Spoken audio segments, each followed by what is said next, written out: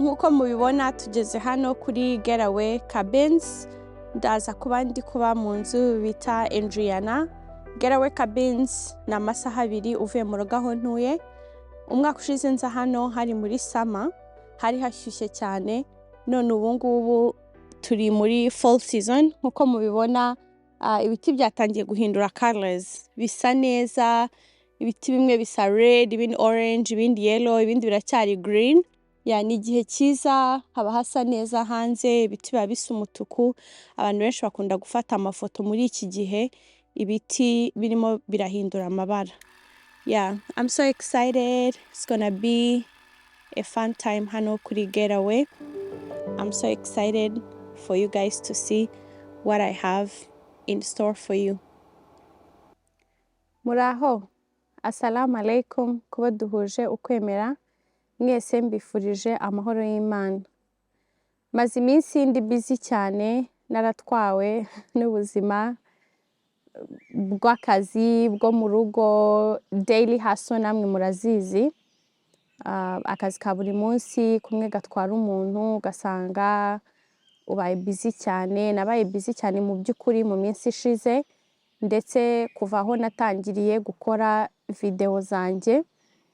Nihaye gahunda yo kuba consistent, ariko mu by'ukuri uko nari nabyihaye ntago ariko byagenze.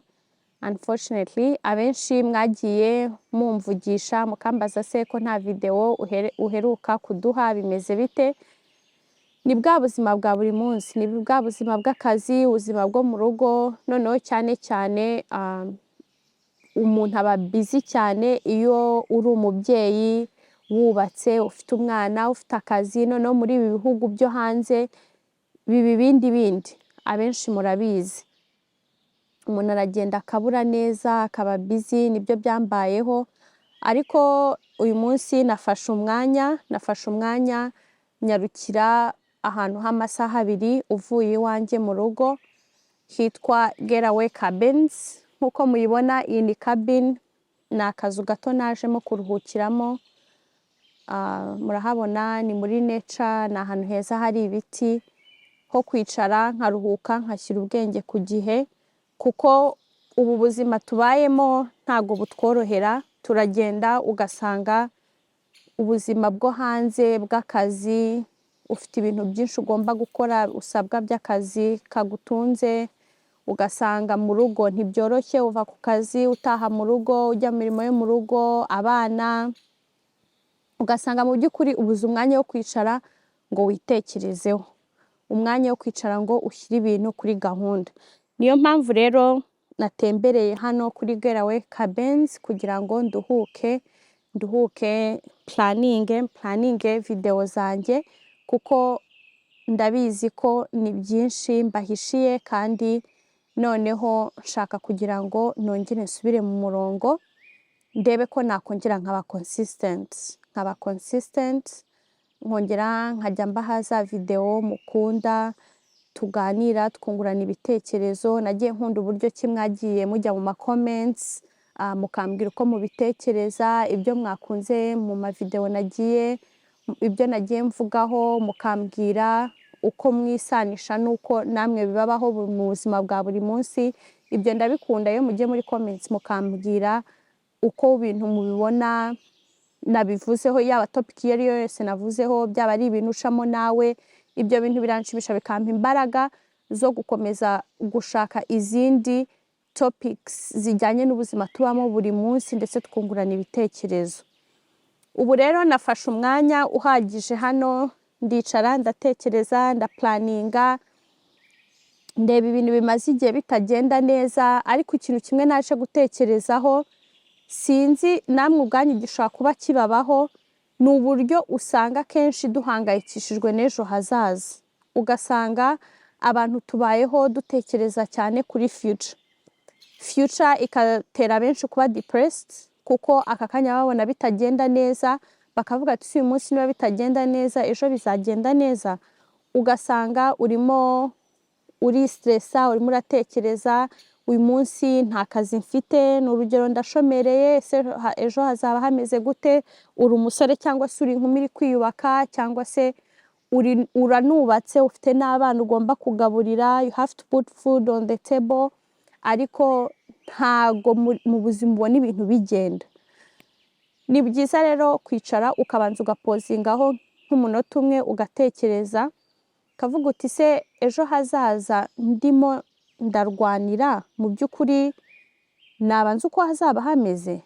Nubwo tuba tutazi uko ejo hazaba hameze rero, ni byiza ko livinga in the moment, ariko to live in the moment ntimunyumve nabi wenda nk'uko benshi bakunda kubikoresha.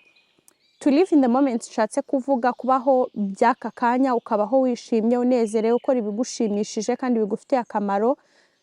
Nuko mba nshatse kuvuga ko ejo hawe hazaza hatangira uyu munsi, future yawe y'ejo itangira uyu munsi.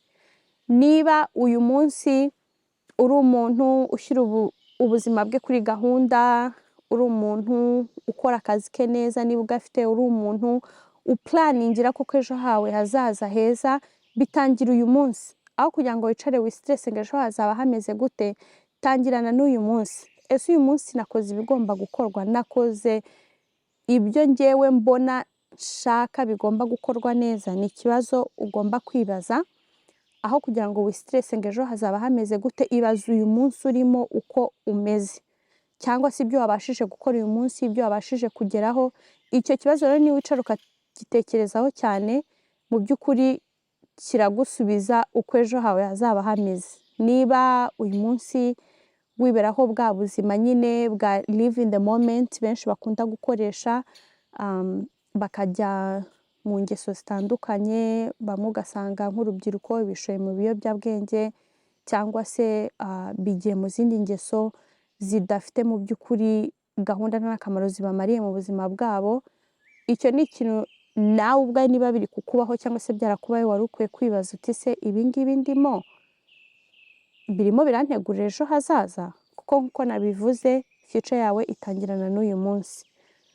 Kugira ngo rero icyo kintu uzakigereho cyangwa se wicare unagitekerezeho, biragusaba gufata umwanya ukaruhuka mu mutwe, ukabitekerezaho witonze, nta bintu bigusakuriza, nta bintu bigutesha umutwe, kubera ubuzima tubayeho, especially ubuzima bwo mu mijyi, ni ubuzima buri so busy.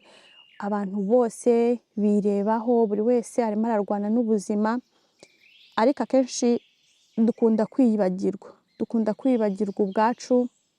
Ari byo akenshi nkunda kuvuga ngo self care rero is very much needed, kuko wowe ubwawe utabashije kwiyitaho, wowe ubwawe ngo ufate uwo mwanya wiyiteho, wirebeho, uruhuke, wikunde, ntago bizaguha umwanya mu by'ukuri wo gukunda ba bantu bakuri hafi. Ntago uzaba uri busy cyane, ibintu ubona nta mwanya ubona nawe ubwawe wo kwiha, ngo uwo mwanya uzabashe kuwuha umwana wawe, cyangwa se umufasha wawe, cyangwa se inshuti zawe, cyangwa famiye yawe. Nkanjye rero maze iminsi ndi busy cyane, hahandi na message za telefone zincika mu by'ukuri, ugasanga maze nk'ibyumweru nka 2 ntarasubiza umuntu. Si uko message mba ntayibonye mu by'ukuri, ariko nuko mu gihe mvuzeho ndaza kuyisubiza njya mu bindi. Ugasanga umunsi uragiye, 2, 3, icyumweru kirashize, iminsi iri kuducika. By the way, nta mwanya ubonye wo gusubiza abantu ukunda ba hafi yawe cyangwa se mu muryango, kandi mu by'ukuri niko ubuzima buba buducika, ejo ntuzi uko bizaba bimeze. Rero ni byiza rimwe na rimwe kwicara ugatekereza, ukavuga uti reka ndebe uko nahindura ibintu. Mu guhindura ibintu rero bitangirana n'ahantu hatuje, nka hano hacecetse, ugatekereza, ugaplaninga. Nibyo nabyukiyemo, nabyutse nk'uyu munsi njya muri siporo, mvuye muri siporo ndagaruka mfata breakfast, maze gufata breakfast ndicara ndaplaninga amavideo menshi nshaka kuzasohora mu minsi iri imbere. Bisaba planning, nkabanza nkashyira ibintu ku gihe kandi nkanaplaninga n'igihe bizakorerwa. Nibyo rero naje hano gukora, kugira ngo byibuze mfashe akanya mvuye muri daily busy hustles zo mu buzima busanzwe, mfata akanya nanjye ubwanjye nitekerezeho ni igiki nshaka mu buzima, ni igiki kinshimisha, ni igiki nshaka gukora. Ntabwo ubwanjye nzabana ni bino byambayeho, naragiye mba busy, namwe ubwanyu sinabibuka ngo mbasore video. So bigaruka kuri cya kintu navuze, ubwawe nutamenya kwiyitaho ngo witekerezeho, ntabwo mu by'ukuri uzabasha kwita kuri ba bantu bari around you, bagusurroundinze, bagukunda. Ni byiza kubanza ukitekerezaho. Niyo mpamvu rero muri gahunda zanjye zo kuba consistent mu kubazana video zitandukanye kuri YouTube channel yanjye, natekereje navuga nti nkeneye umwanya wo kuruhuka, nka planninga, nkabitekerezaho, nkareba uko nzajya nkora ibintu, kuruta yuko nkomeza kuba muri ya bubble ya daily life, numva ko nyine niko ubuzima bugomba kugenda.